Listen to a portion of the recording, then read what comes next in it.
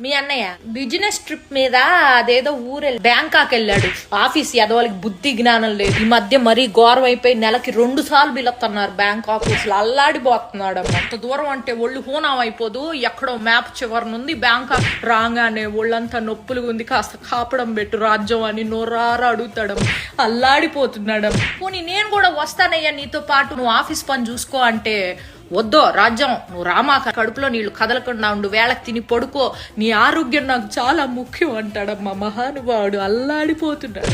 ఓ రోజైతే అర్ధరాత్రి పూట ఆఫీస్ నుంచి పూజ అనే అమ్మాయి ఫోన్ చేసి నువ్వు ఉన్న పళంగా రావాలి అర్జెంటుగా అని చెప్పేసేసరికి మనిషి ప్యాంటు చొక్కా వేసుకొని గబా గబా బయలుదేరిపోయాడమ్మా. తెల్లారొచ్చాక తెలిసింది ఆ పూజ అనే అమ్మాయి ఫోన్ చేయకపోతే ఉద్యోగం కాస్త ఊడిపోయేది. అల్లాడిపోతున్నాడమ్మా మనిషి. అసలు ఏమైంది తెలుసా, నేను పుట్టిన నుంచి వచ్చేటప్పటికి ఇంట్లో ఒక అమ్మాయి ఉంది.